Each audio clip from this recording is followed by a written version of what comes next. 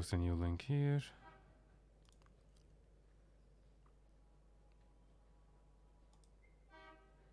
Okay. I'm going to delete that old link. There you go. So here's one. And here it is. Are you okay? It must be lag or something because I'm pretty sure I changed the thumbnail.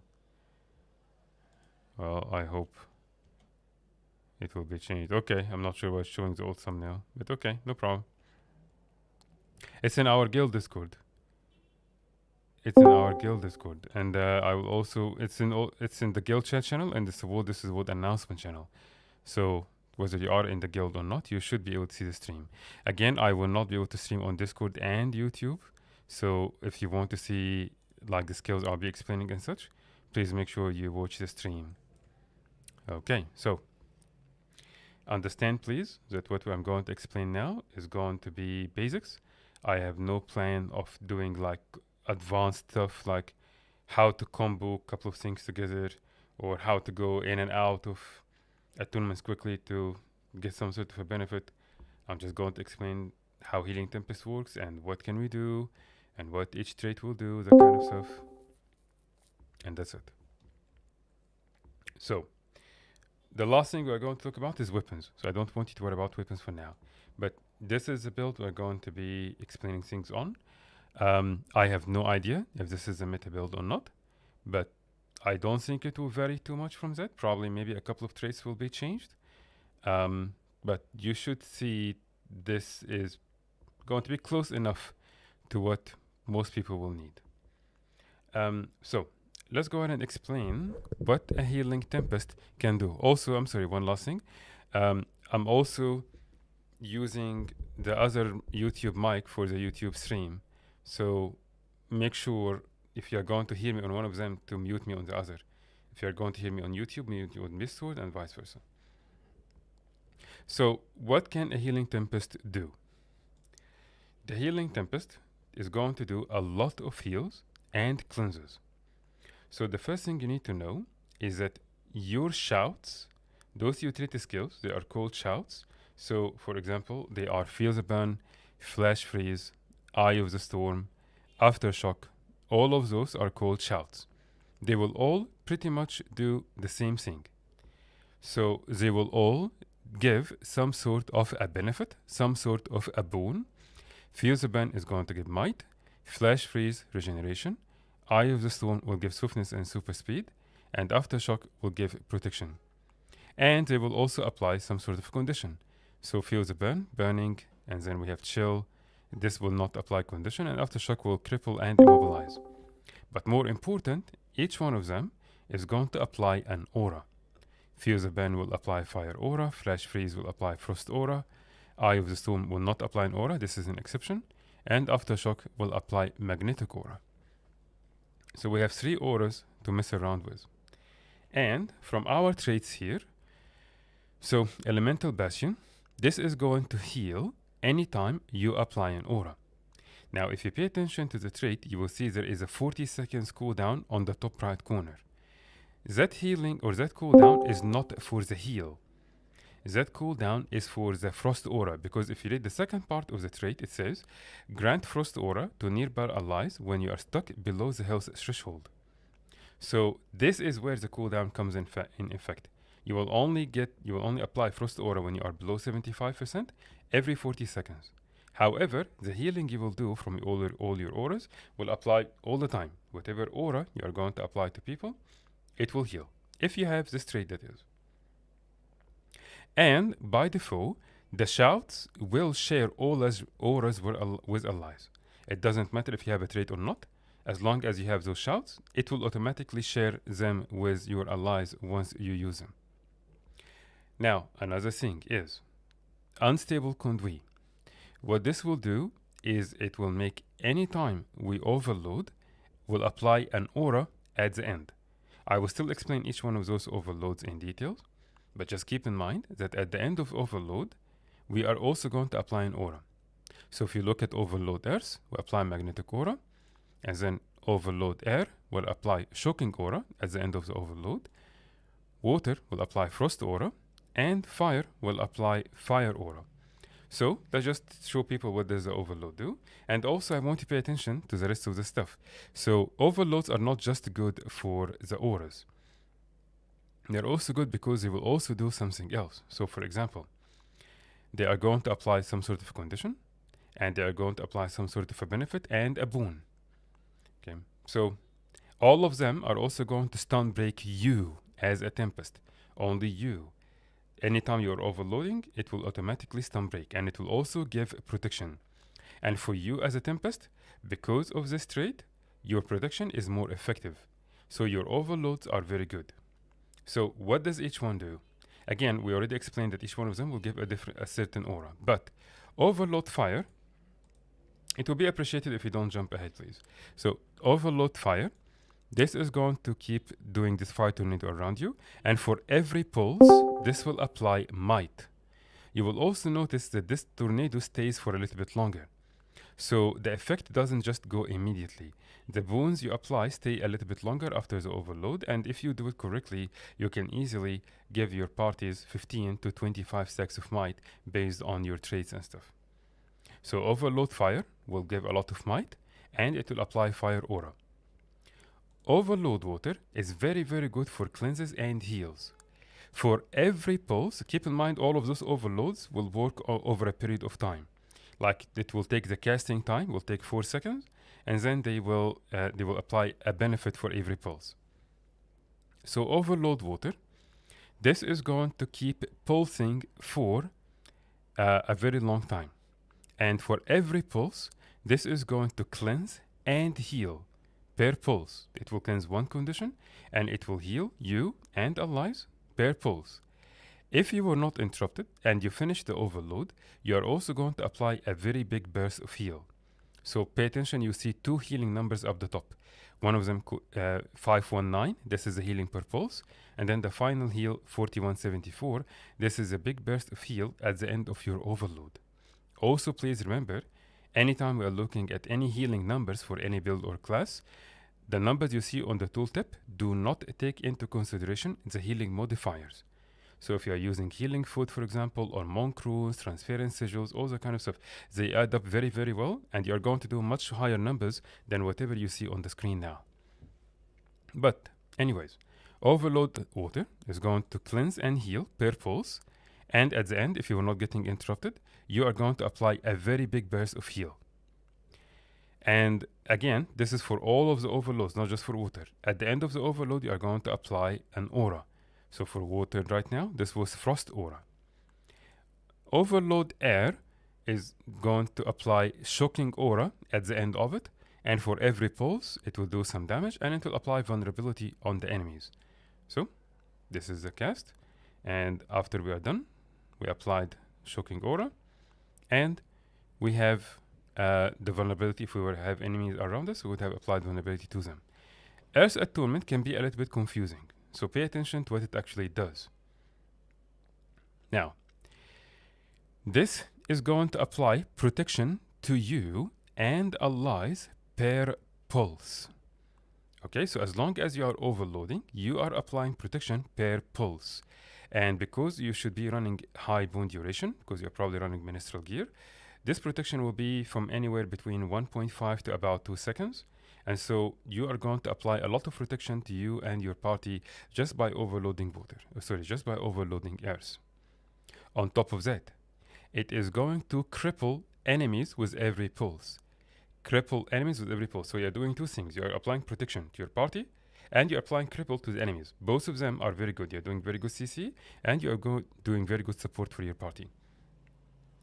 The stability you see, the 3 stacks of stability, is only for you.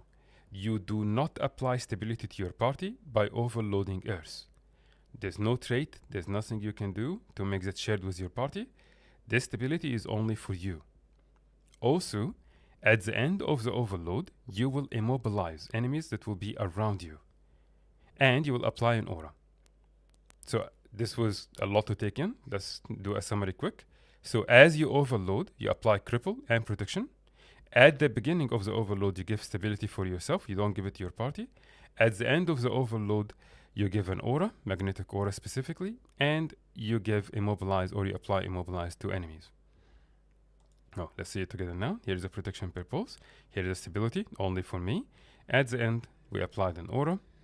And if there were enemies, you would have seen them crippled and immobilized.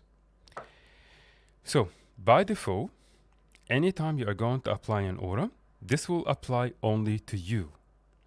I mentioned that the shouts will apply their auras to allies regardless. So even if you don't have any trait, your shouts will still apply their auras to allies. However, if you want the auras from your overloads to also be applied to allies, you must have this trait called Powerful Aura.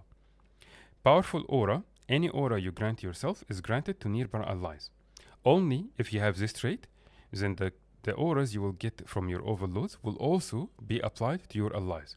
If you do not have this trait, then when you overload and apply an aura, assuming you have this trait or unstable conduit, it will only be applied to you. And you can apply the concept to all the auras except your shouts, because we are going to see a lot of auras right now. So on top of that, what do our auras actually do? Because they're the most important thing you have in the build. So number one, if you have Elemental Bastion, your auras will heal. And again, remember, the number of healing we see is not the real number. You're going to do much more than this because of the healing modifiers. And because of Invigorating Torrents, you are going to apply Vigor and Regeneration. So you are enabling people to dodge more, and you're applying Regeneration, which is not really the best heal, but it's something to help people gain a little bit more health. And then also, this is enabling you to share your auras. And then here from the fire trait line, we have Smothering Auras. This is going to remove a condition every time we apply an aura, not just fire auras. It will increase the duration of fire auras, but it will make all auras remove a condition. So whether you are using your shouts, whether you are using your overloads or any other sorts of auras, it will remove a condition. So we still are going to talk about transmute in a second, but just basically know that your auras are very good. Now, there's another thing we didn't explain. What does each aura actually do? Because each one of them is unique and it will do something very good. So Frost Aura, this is going to reduce the damage you take by 10%. And you will get this every time you apply Frost Aura, which will be from your Flash Freeze or from your overloading water for now. And we will still talk about other weapons, and you will see them on other weapons. But you have them on Flash Freeze and you have them on overloading water. Magnetic Aura is going to reflect, and this can be very beneficial if we are being clouded, for example, or we are trying to hold a choke point, or maybe going up the stairs or down the stairs, something like this. This can be very good for those situations. You get it by using Aftershock, and you also get it by overloading Earth. Okay, so those are the two sources for your Magnetic Aura. The default one, again, we're going to explain other weapons for now. And then on top of that, we have the Fire Aura. So Fire Aura is going to apply Might to you and apply Burning to enemies every time they hit you. There is 1 second cooldown per enemy. What does this mean? It means if 5 different enemies hit you at the same time, you are going to get 5 stacks of Might and they will get Burning, all of them. However, if both, like all 5 of them, hit you again before that 1 second, nothing will happen. You will not get the Might, they will not get the Burning. 1 second has to pass for each enemy to get the Burning and for you to get hit by them and gain the Might. So that 1 second is per enemy, it's not shared. So this is how the Fire Aura will work. The last one we will talk about is the Shocking Aura. This is going to stun enemies that are going to hit you. And so this can be very good for CCs. And keep in mind that you share the auras with allies. So for example, if you manage to apply the Shocking Aura so that the enemies are hitting you while you and your party have it, that's a very decent amount of CCs you have just by being defensive. And the enemies are going to get stunned. This also have an internal cooldown of 2 seconds per target. So the same thing. If 5 people are hitting you at the same time, all of them are going to get stunned. But each one of them cannot get stunned again until 2 seconds have passed. And the same applies to your other allies. So the ones that you will apply the aura to them, it will work exactly the same way. So this is how all the 4 auras work. So on top of all the heals and the boons and the cleanses they provide, each one of them is unique and each one of them is very useful in a certain situation. Again, those are the most important things. The auras is basically the bread and butter of your build. So let's go ahead and talk about the rest of your utility skills because they can also be useful. Wash the pain away. This is a very, very good AoE heal and cleanse. This is going to apply 3 times heal, and every time it will have a different radius. Don't worry too much about this. Just know that it will heal you and allies.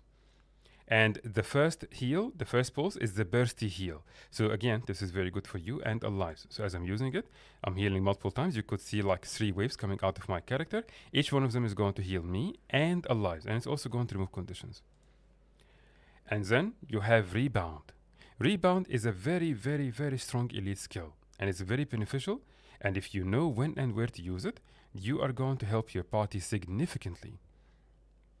So, if you go down normally into fight, what happens is you must kill an enemy or like tag an enemy that dies in order for you to rally.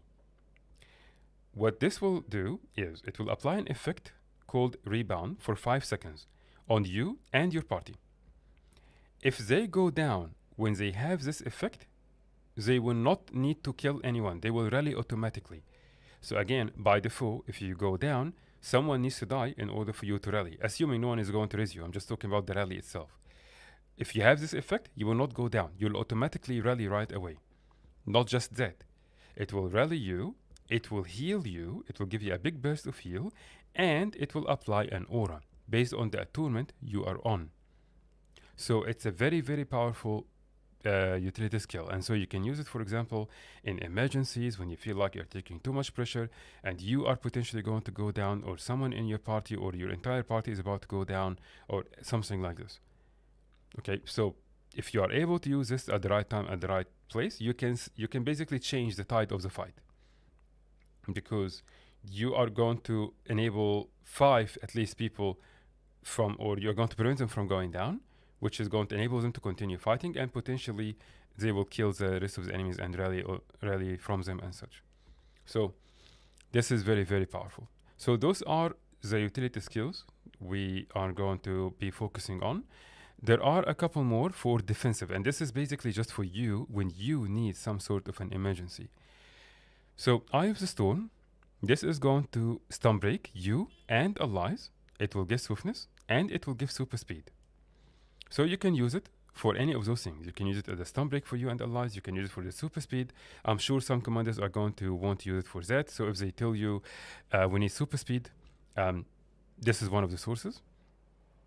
Another good skill for you is Armor of Earth. This is going to give you protection and 10 stacks of stability for a very long duration.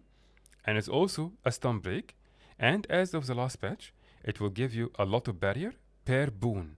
And automatically in WoW, this is WoW, if you have a decent party, you're going to have a lot of boons, and so you will be able to apply a lot of barrier. So this is very good for your own personal sustain. Another good skill is Mist Form. Mist Form is going to basically make you invulnerable, and you will be able to move with it. So I can just keep moving while I'm invulnerable like this. And it's also a stun break. The downside, of course, is, as you noticed, none of my skills were working. So you'll basically be not able to do that much at all, beside being invulnerable for 3 seconds. But nonetheless, you staying alive is more important than anything else.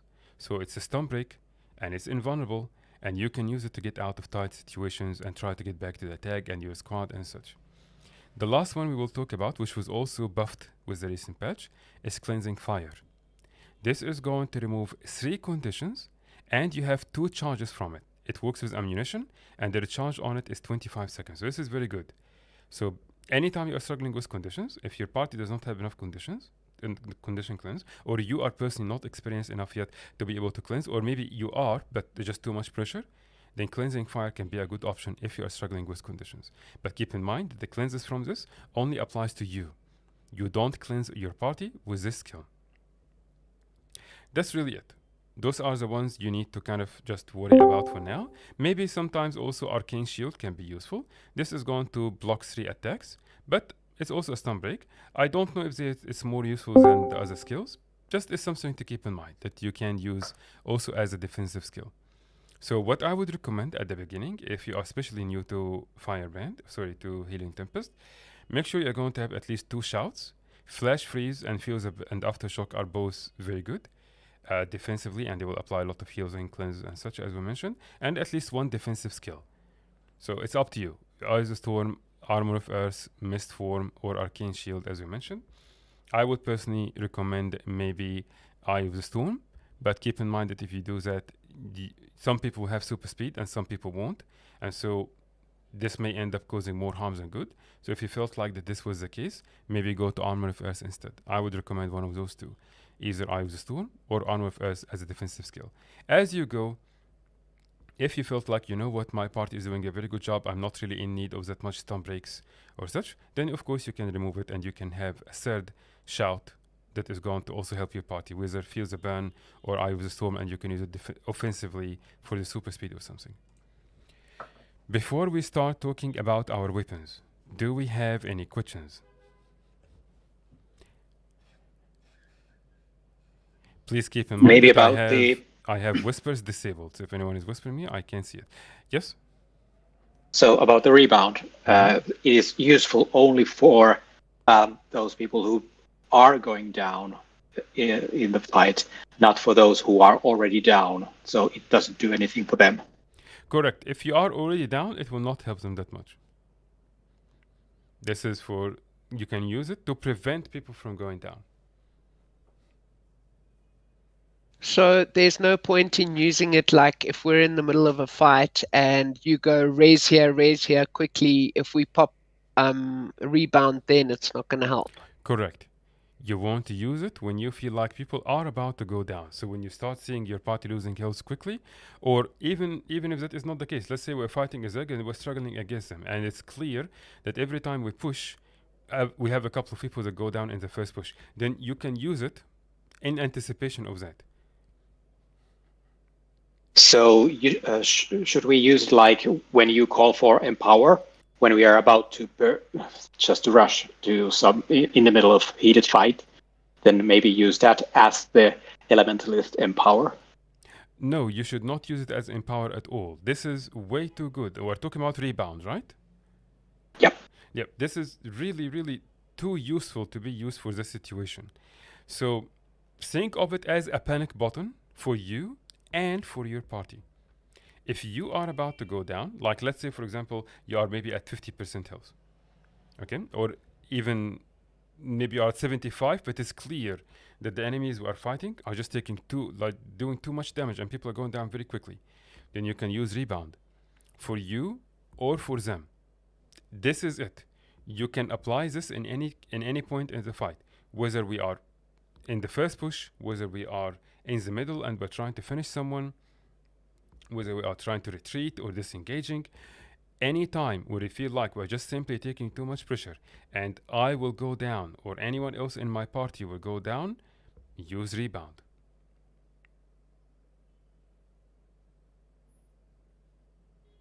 Does it answer your question, Kenan?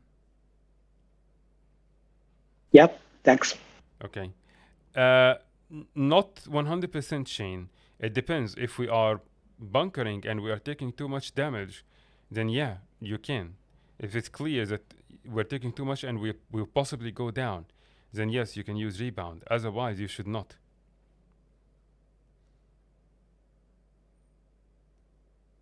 Okay, so there is no automatic situation that you will use this. You have to use your own judgment, if you will. However, again, what I would recommend is sometimes, at least for us, we will be fighting enemy groups that are clearly way more experienced than us, or maybe way more numbers than us. And the fight is very hard for our people, and they're going down very quickly in the first push. If that is the case, then in that first push, when we are in the middle of them, use your rebound, because it becomes clear, like it already maybe happened a couple of times, that our people went down. And so anticipate that. Know that, okay, well, this have happened a couple of times, then probably it's going to happen again. So in that first push, try to use rebound.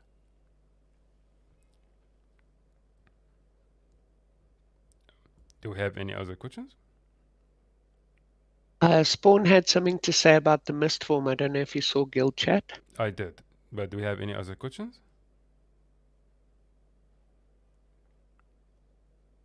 Okay, so let's talk about weapon skills then. Now, I'm going to go one weapon at a time. So the first one we are going to talk about is staff, since this is the one that people are probably going to be using the most after the patch. So let's go ahead and cover it skill by skill. Before we do that and be able to explain it properly, let's talk about transmute.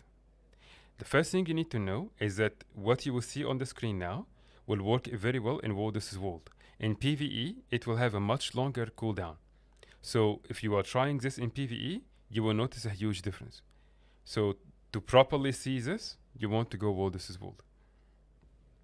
So what is transmute?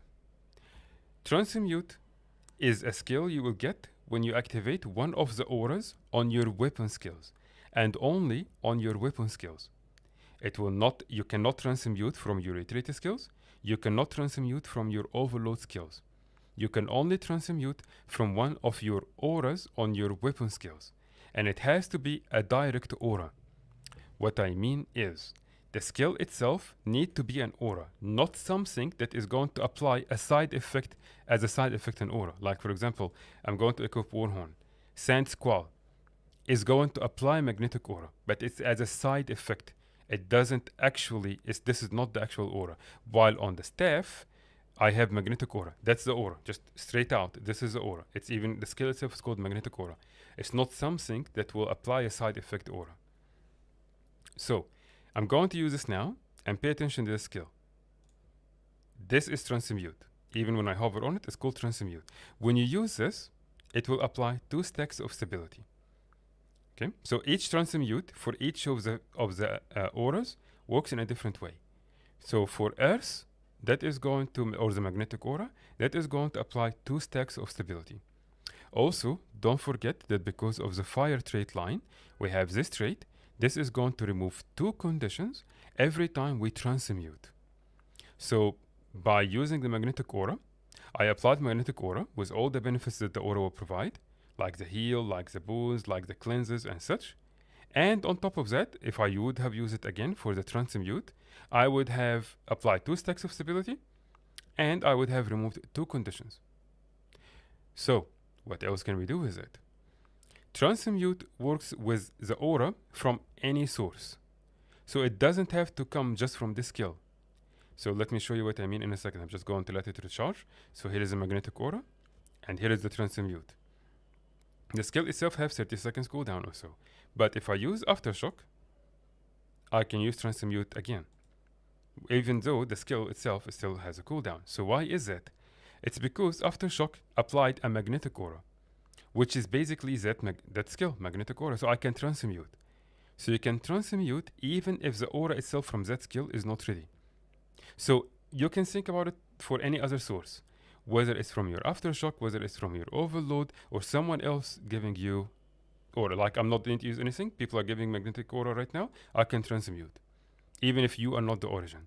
So that means you basically can keep using your transmute over and over and over, and every time you do so, you are applying 2 stacks of stability, and you are cleansing. So transmuting in general, for any aura, is very powerful. But specifically, as of the last patch, transmuting magnetic aura applies 2 stacks of stability. As of right now, the only weapon that you can transmute magnetic aura with is the staff. No other weapon enables you to transmute magnetic aura. In fact, each weapon has only one aura you can transmute.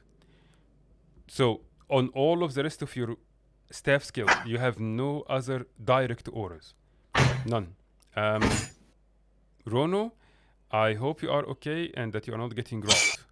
But if maybe we can please lower them gain a little or mute our mic, would be appreciated. Sorry, I thought I was muted. No problem. I hope just you are okay and safe. That's okay. So for every one of our weapon, we can only transmute one thing. So for the staff, that's the magnetic aura. So what else do we have? Let me switch weapons here quickly. On Dagger, main hand, we have the shocking aura. So I will apply an aura, and I can transmute it again, and this time it is going to a stun. So when I transmute, sorry, actually I don't think it will do that. Let me just overload here. Can I just say something? 1 minute. Okay, so here's, if I transmute again, yeah, I'm going to stun. Sure, what did you want to say? I'm watching the stream on YouTube, and what I'm hearing on Discord and what I'm seeing on YouTube are not sort of matching. Like it seems like the Yes, it's delayed. is quite seriously delayed by like minutes. It doesn't seem Mute like the Discord. seconds. Listen on YouTube. Yeah, I mean the was... picture, the visual, not the sound, because I've got YouTube muted. I'm listening on Discord. Right. Okay. I understand. So I would suggest doing the opposite. So I'm sorry, I cannot stream on Discord and YouTube at the same time because we tried it last time and that ended up lagging YouTube. And so what I would suggest is you can mute on Discord and you can follow me on YouTube instead. This way the audio and the video will sync together. Okay? Awesome. Okay. Yeah, I apologize for that. I understand that this can be confusing and a problem for people. So that's the fix I would suggest. So this is what we can do with Shocking Aura. And then if we have Dagger offhand, then in water we have Frost Aura. And that means we can transmute Frost Aura. So if I use it here is a transmute, and transmuting this is going to apply big heal and it's going to apply regeneration. And just like the magnetic aura, if I apply flash freeze, it applies Frost Aura, which means I can transmute again. So you can keep doing this multiple times. So this is not, what we just explained was not only exclusive to magnetic aura, it just happened to be for the staff. The same concept with the transmuting and doing it multiple times with the auras and such will apply to all of the auras. So what else do we have? The last one we have is the fire, and for that you need an all focus offhand. So this will be on your fire attunement. And before we do that, let's remember the sunspot trait. Because what this will do, it will give us a fire aura every time you go to fire. So if I go to fire right now, you will not see it because I'm not in combat. But if I were, you would see this skill ready already to be transmuted because you would have a fire aura applied. But anyways, this is a fire aura, or this is it's just called different, but this is a fire aura. So I can transmute fire, and when I do, you apply burning and you apply 5 stacks of might. And for any kind of transmute on any aura, you remove 2 conditions. And because this is a transmute skill, so I can use this, for example, feel the burn, I apply the fire aura, and I can transmute it again. And you can keep spamming, and you can keep applying the same concept over and over and over. Okay. Now, again, something I can show you here, because I'm not in combat, but if I were, every time you would switch to fire, you would have this already, like, prepared to transmute, because you apply a fire aura. So you can try it on your own later, if you're watching this later, for example. Try to get in combat, and try to be on another attunement, and make sure you have this trait, and then just switch to fire. And you will find that you can already transmute this. And then you can use the aura, and then you can transmute again. So you can basically do this back to back. And then you can use maybe Feel the Ban and use it back to back to back. Like you can basically spam this. Which is why a lot of people prefer to run focus whenever they feel like they need more cleanses. It's specifically for what I just explained right now. It's basically because, especially when it comes to the fire aura, you can spam it multiple times because of that trait. Because you already have a transmute ready once you go to fire. So, this is very important concept to understand about your aura and transmute. Before we move on to the actual weapon skills, do we have any questions?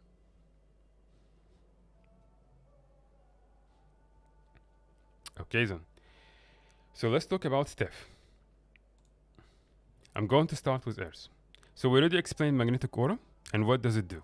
We already explained overload Earth and what does it do.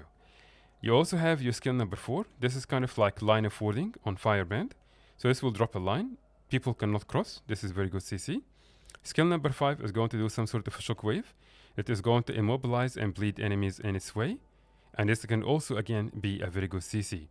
Skill number 2, this is also going to apply AoE here. This is going to have a delay on the cast a little, but when it erupts, it's going to apply cripple and bleeding. So the chances of this actually effectively hitting is probably not going to be that much. You need to be very, very good at trying to place it at the right time and the right place. But this can be very good, for example, to finish downs or for blasting or something like this. And then we have on air, we have skill number 5, static field. That's a very, very good CC. It will stun people in its radius. Stun in general is a very good CC, especially for Wardus' Vault. Skill number 4 will apply swiftness and super speed in a radius around you. So this can be very, very good for both. So that means, for example, let's say that you are with a commander or with a group that you notice the commander is often calling for super speed and you're not sure what to do. Can I contribute with that?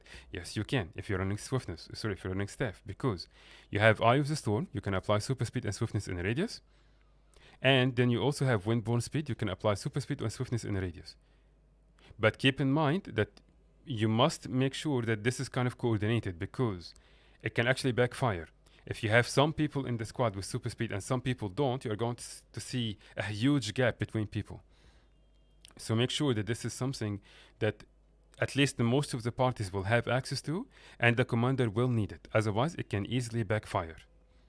Skill number 3, Gust, again, as of the recent patch, you can now target it and it's going to knock people back, and this will work in an AoE, and we already explained what Overload Air will do. In water, this is also again one of those things that got buffed and it's now very, very good. So Healing Rain, this have a huge radius, as you can see, it's a very big radius. And this is going to drop something that is going to keep pulsing for a lot. So you will see it is basically 6 seconds. For every time, it will keep healing. It will apply regeneration and it will remove conditions. And for every condition it will remove, it will heal. So this is not just a cleanse, it is also a heal per cleanse. So this is very, very powerful. And then we have skill number 4. This is Frozen Ground. This is very good for CCs, it will chill. But also again, as of the latest patch, this will also apply Frost Aura. So this, remember, auras are very good. The aura itself reduces damage by 10%, but then also because of all our traits, this will heal and it will cleanse. And then we have Geyser. Skill number 3, this will apply this fountain thing, and this is very, very powerful heal, and you should not underestimate it. It will also this is especially powerful in stationary situations. So let's say we are staying on a gate, for example, and we are under too much pressure from the wall, and we're taking too much ACs and stuff. This can be very, very good. It will be very good AoE heal. Or let's say we're trying to rest someone under pressure, or we're trying to finish someone under pressure. This can work very, very well here. Ice Spike, surprisingly, will do more damage than you think. It actually have a high coefficient, and it will apply 12 stacks of vulnerability. So you can use it for damage, for example, to try and clear siege or to put pressure on downs if you happen to be on water at the time. And we already explained Overload Water, what this is. And also, as of the latest patch, Water Blast, your auto attack, you can now use it on allies. So you can target your commander, for example, and you can keep spamming it, kind of like a Druid staff auto attack. So I can keep doing this, and it will keep healing per second. It will keep applying the heal per radius. Okay, so everyone is just water blasting everyone now. I'm just going to disable this auto attack, and then we have the Fire Attunement. So we have Meteor Shower. Even though you are going to probably run Ministral Gear and you're not going to do that much damage, but still, this can be very, very good to finish downs and put pressure up on the wall and clear siege and stuff. Like you can imagine if we have, for example, 3 support or healing Tempest with Ministral Gear using this, it will add up. It will do a decent amount of damage. You will still be able to finish downs with it. You will still be able to put a decent amount up on the pressure on the wall to clear siege and stuff. Be very, very careful with Bending Retreat because to make you dash backwards, so it can put you in trouble. So you can also use it if you are like smart in how you want to use it. You can use it to catch up with your Zek, but just be very, very careful with when and where you will use it. And I would highly recommend you don't even touch it if you are beginner to early engineer or to staff, and you're not exactly sure when you should use something like this. Flame Burst, not really that powerful. You must have an enemy, and it will do 2 stacks of bending with blindness. It can be good for pressure. Lava Font will keep pulsing a decent amount of damage. So again, you should not underestimate it. You are going to be running healing gear, but multiple enemies using this will be very good. And we already explained what overload fire will do. So this is the staff. And the reason why staff became recently more desirable is specifically because of how magnetic aura with the transmuting works.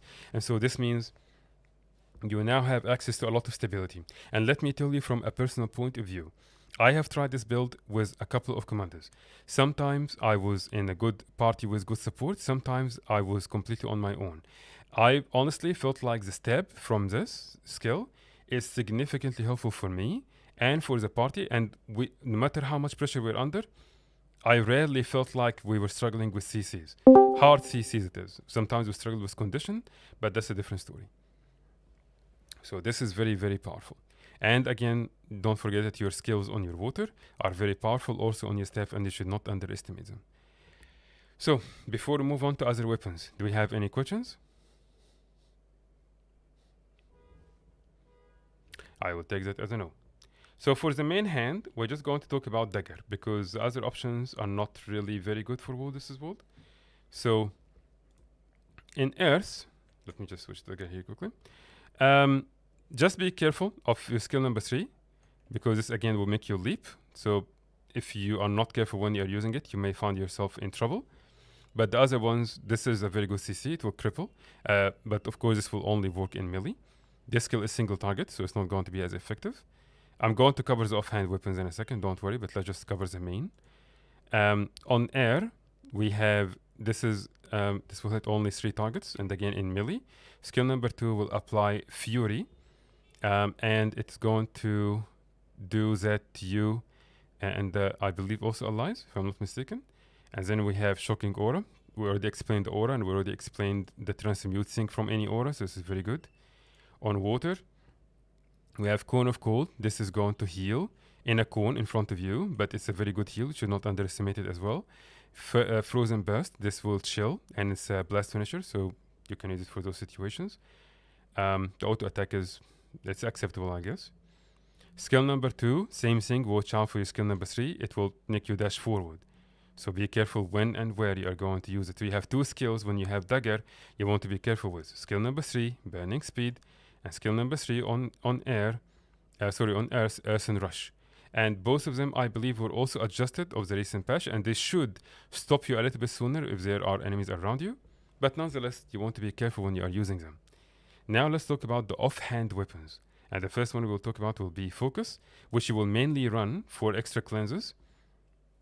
And the most important skill here will be this one, Fire Shield, because this will enable you to basically keep spamming your transmute auras back to back. We are not able to do this right now. You're not able to see how powerful it is because we're not in combat. And if we're not in combat, we can't activate this trait. But again, I would highly recommend that you try it on your own. Get in combat in any situation. In WoW, this is WoW, because the transmute have a much longer cooldown in PvE. So just go to any spawn, hit any animals around you. And just get in combat and see how powerful this will be.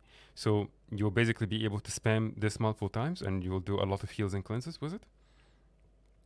And then we have Flame Wall. This is going to just drop an AoE flame here. Not really a very big radius or anything, but nonetheless, welcome damage, maybe to finish downs or put some pressure.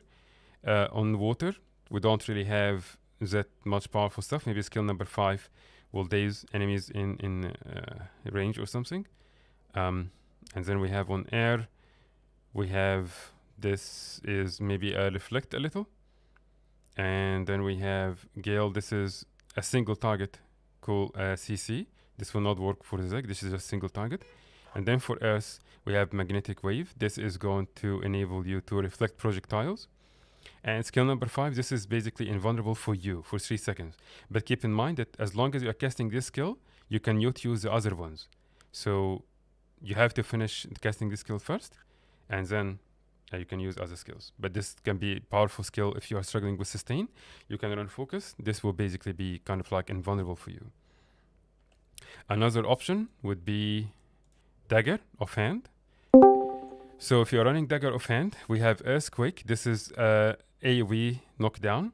And then skill number 5, Chunning Earth. This is applying a lot of cripple and bleeding, but as you noticed, it makes me, like the casting time for it is 2 seconds, and it will make you stand still. So be very, very careful when you're using that skill. And then we have on air, Ride the Lightning. It will again make you dash forward, so be very careful when you are using it.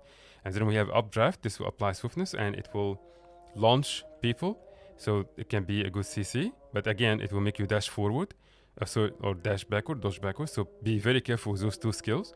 They are both useful, but you want to be extremely careful when you are using them. And then in water, Dagger is actually one of the very, very good weapons for heals and cleanses. Because you have Frost Aura, and so that's an aura, and you can transmute for extra heals and cleanses. And Cleansing Wave will remove 3 conditions, and it will do big heal, so this can be very good. And just like any aura, we can transmute multiple times, so it's very powerful. And then on fire, Ring of Fire will drop AoE ring damage around us, and skill number 5 will do a little bit of extra damage. And then the last one we will look at will be Warhorn. So Heatsink is something I would personally consider one of the strongest support skills, because this will enable you to apply might and fury and share it. So it will enable you to apply might, and then it will share whatever might and fury you have with your allies. And this, of course, skill number 5, Wildfire, will drop big AoE fire like this. Can be very good to finish downs and to keep pressure. And then we have on the water, we have those 2 skills will heal, so this can be very, very good. Skill number 3, this is going to Cyclone. This will apply swiftness and it will CC. Skill number 5 can again be good for kind of like pressure. And number 4, Sand Squall, again another very good support skill. It will apply magnetic aura only to you, but if you have this trait, the powerful aura trait, it will share it with people. It will apply protection to everyone, and it will increase the duration for whatever boons you and your allies have by 3 seconds. And because it's an aura, it will do all the benefits of the aura, and you can use it, for example, for reflects and such. So those are all the weapons. Do we have any questions? I'm sorry, Kia, I think you had a question here, something. To fire and back if I'm there.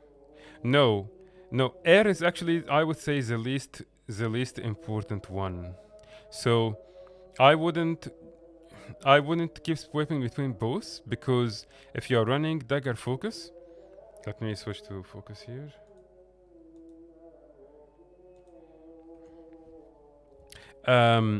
So on your water, you still have Cone of Cold. This can be very good. So I wouldn't just go back and forth between fire and air just for the sake of cleansers. Mainly what you want to do is you want to try and go fire whenever you can, especially as you are changing for the transmute. I wouldn't say that air is going to be like you just keep spamming between fire and air. You can do that for the extra cleanses, I guess, but just don't underestimate the rest. Like for example, water. You have Cone of Cold, very good heal, and then you have Overload Water, very good cleanse and heal. So you shouldn't underestimate it. And the same thing for Earth.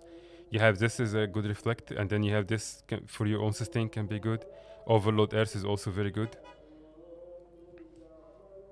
Any other questions? Okay, so let's talk kind of a little bit of practical use now, and I'm going to do that on the staff here quickly.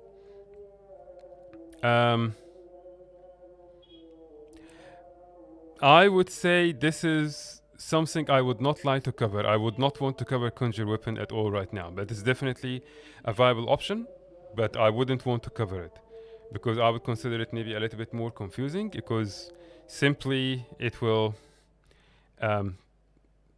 you just have to worry about extra 5 skills, and then it will drop it and you need to try and grab it and stuff.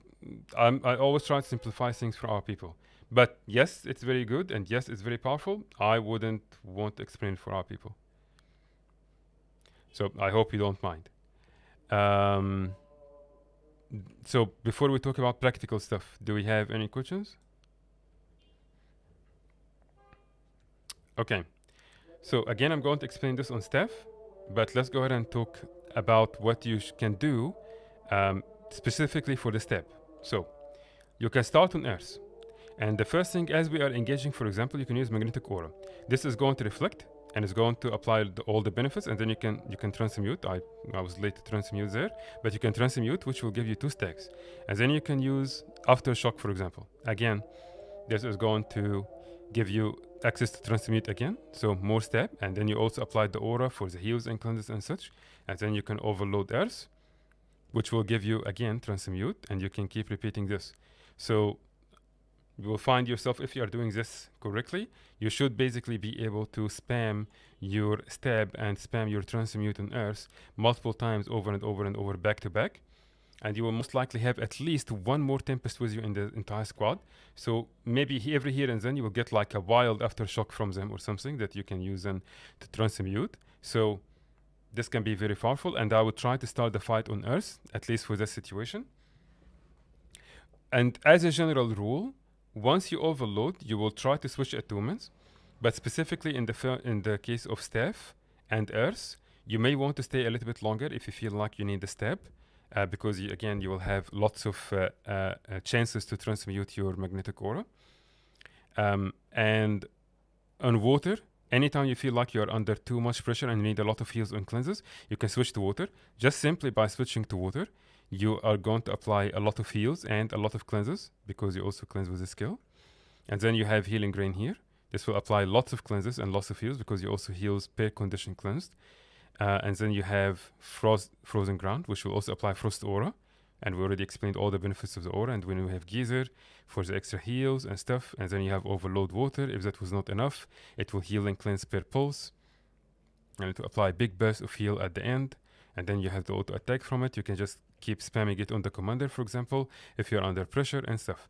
So for the staff specifically, if we're talking defensive, I would try to prioritize earth, and I would try to spam magnetic aura as much as I can, especially when we are under pressure and we are in the middle of the enemy zerg. And again, you should be able to do that very often. You can try it yourself. Maybe go to any borderland. Don't try it in PvE. The cooldown will be too long. Go to Waldus' Wold and try it. And just keep alternating between your magnetic aura, aftershock, and overload. And you will see that the downtime will actually be much less than you would think.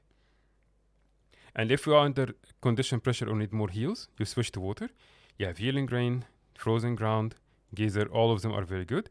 And ice spike is not necessarily very good, but it will most likely blast something here or there. So it can also be very good for cleanses and heals. I don't want to get into too much blasting stuff or combo stuff, but just know that ice spike is not directly going to do anything for heal, but it will most likely blast something that can be useful. So basically all your water skills are very good. And then you have overload water if needed. But again, if needed, because if it's not needed, you are going to increase the cooldown on it for no reason, because in case you don't know, it takes much longer to go back to an attunement when you overload. So for example, I'm not going to overload right now. That means I can go back to water after 9 seconds if needed. But if I overload now, I'm going to overload earth. And if I want to go back to it, I have 20 seconds basically. It's double the time. So you don't want to overload just as long as it's not needed. Specifically for water. You want to be careful with that. For the earth attunement, this can be very good for putting pressure up on the siege, for finishing downs. Again, even if you are going to run minstrel gear, multiple allies using something like this for pressure can be very good. Lava font can also be same thing to finish downs, to put some pressure up on the wall or just on the enemies in general. Overload fire will apply a lot of might for people. So you can use this, for example, maybe at the beginning when commanders maybe are calling for empower or something for the might. Can be useful for those situations. If you are very confident and you are experienced, maybe you can use it offensively to maybe try to put again pressure on the enemies and maybe finish downs.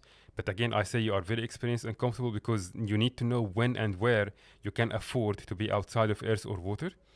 So if I were you and I'm starting from scratch or I'm new to Tempest in general, I would just entirely try to focus on earth and water as much as I can.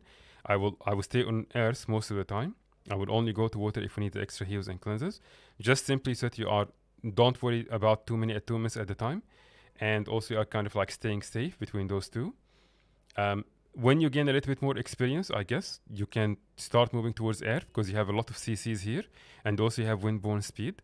This will apply a lot of swiftness and super speed. And then I would maybe say that the fire one will be the last one you need to worry about.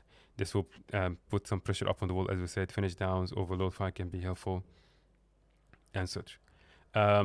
We can also explain the other weapons, but it will take a lot of time. So I would like to just limit this to staff for now. But if any of you have any questions about the other weapons, I'll be more than happy to answer. And if any of you want to contact me about any of those other things, or even just we covered now, again, I'll be more than happy to answer. So before we end our training, do we have any questions? So would you... Oh, sorry, I'll let the other person. Sorry. Kia, go ahead. With the changes then, would you recommend staff being, if you're kind of coming into Tempest or heal Tempest for the first time, is staff what you would recommend to start with now? Yes. Yeah, I would recommend that, yes. Thank you. Specifically for the water and for us. And again, I wouldn't worry about the other two attunements if you are new. It can be a little bit overwhelming. Like they're not useless at all. They're very powerful. But having to switch between 4 attunements and trying to time your skills, and then each one of them have 5 different weapons, and you need to remember which one will do what, and then you can accidentally go to attunement you don't need, and now you are screwed because you can't go back to fire or water and earth and stuff. It can be a little bit of a problem. So make it simple at the beginning, make it easy for yourself. Just try to focus as much as you can on earth specifically for the support, for the stab, and for the protection and stuff. And then water for the extra heals and cleanses. And again, when you gain more confidence, when you are a little bit more used to your build, start going into air for the CCs. And I would maybe last say fire for the extra pressure from meteor and stuff. Does it answer your question, Kia? Yes, thank you. Okay, Kenan, did you have any question? Yeah, it was about the overloading all of the elements. So basically, we want that to really successfully overload. So is there any skill combinations that you recommend to begin with some skill and then do the overload just to get it successfully through? You mean like without getting interrupted? So you won't be like interrupted, yeah. Yeah. I honestly, the only one I think you will have a little bit of control on will be or control off will be the magnetic aura or overload airs, because this is the only one where you can give yourself some stab. But I would say for the other ones, you pretty much have to just hope that your party will give you enough stab, because you can't give yourself stab from your water skills. You can't give yourself stab from here. So it will be just, again, your party will probably have to do a little bit of heavy lifting here. This skill, Harmonious Conduit, will give stability, but that's at the end of the overload. So again, unfortunately, the only one you have more control on for yourself to protect yourself without getting interrupted will be the Earth one. The other attunements, not as much. So I wouldn't try to say that there's a certain combo you try to use for that. Maybe Aftershock, just for a little bit of reflect before you overload, for example, because probably that is going to protect you from lots of like wild AoEs coming around. But that's it. Okay, cool, thanks. Of course, yes. Yes, that is another alternative, and you will see other groups doing that. It all depends on what you are trying to do. It all depends on what you're trying to do. But just basically, the way you think about it is, fire is if you need more cleanses. Okay? Any other options are viable. Like, for example, you can also run earth. And in earth, you can have elemental shielding. This is going to give you protection. And for every aura, you will overload. So that's a lot of protection. Basically, that's a guaranteed 100% of the time for you and for the party, because of all the overloads and all the auras you will do. So this can be very, very good. And on top of that, this can also be very good for your own sustain. You will decrease the cooldown in the CCs. You can also maybe have Demon Skin. You will remove conditions much more from yourself. You have Stone Heart. You can basically, again, especially if you are a beginner, this can be very powerful, because that means you are not going to get critically hit at all if you're going to stay on Earth. So this setup can be a very good one for beginners, maybe, if you are struggling with sustain. The Arcane one, as you mentioned, is not a bad option at all. It will enable you to overload more. The Geyser will be more beneficial and stuff. So fire is not the one all be all. It's not. But it's the one you will need if you want a little bit more cleanses.